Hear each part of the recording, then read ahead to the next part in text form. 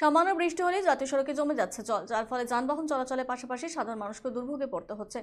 এমনকি দুর্ঘটনাও ঘটছে। এই প্রতিবাদ জানিয়ে সোমবার হরিশ্চন্দ্রপুরের রহমতপুর পূর্বপাড়া এলাকায় 81 নম্বর জাতীয় সড়ক অবরোধ করে বিক্ষোভ দেখালেন স্থানীয় গ্রামবাসীরা। এদিন হরিশ্চন্দ্রপুর 1 নম্বর ব্লকের ভিঙ্গল গ্রাম পঞ্চায়েতের রহমতপুর পূর্বপাড়া এলাকায় জাতীয় সড়ক অবরোধ করেন গ্রামবাসীরা। প্রায় 1 ঘন্টা ধরে চলে এই অবরোধ। পরে ঘটনাস্থলে পৌঁছে হরিশ্চন্দ্রপুর থানা পুলিশ। পরে পুলিশি আশ্বাসে বিক্ষোভকারীরা অবরোধ তুলে নেন।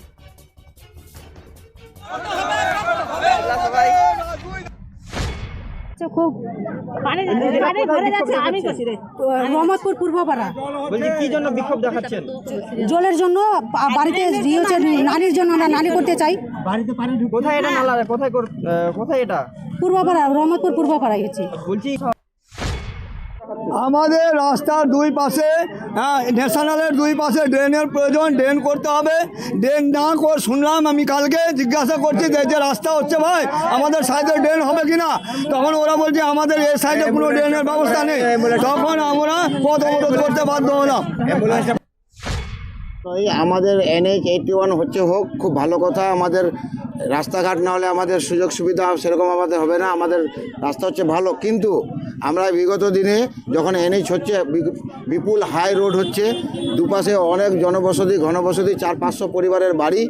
আমরা প্রায় 100 কিলোমিটার রাস্তার জন্য copy to DM, copy to assistant engineer, এইভাবে করে 4-5 জায়গায় আমরা অ্যাপ্লিকেশন করেছিলাম। প্রায় 100 কিলোমিটার রাস্তা, ওটাকে ওই প্ল্যান মাফিক মহানন্দা কনুয়া ব্রিজ টু রহমতপুর তরলতলা পর্যন্ত আমরা অ্যাপ্লাই করেছি।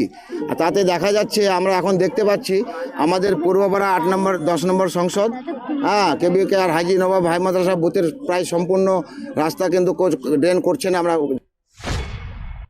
এই জন্য যে ন্যাশনালের দুধারে আমাদের ড্রেনের কথা ছিল, ড্রেন যদি না হয় তাহলে আমাদের বাড়ি থেকে বেরোনো খুব মুশকিল হয়ে যাচ্ছে।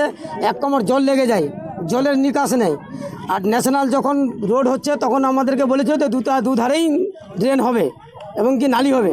এখন রোড অর্ধেক কমপ্লিট হয়ে গেছে, এখন কোনো নালির খবর হচ্ছে না। কিছুটা আগে দিকে করেছে তরলতলায় প্রায় 500 মিটারের মতো, আর বাকিটা ড্রেন হবে না।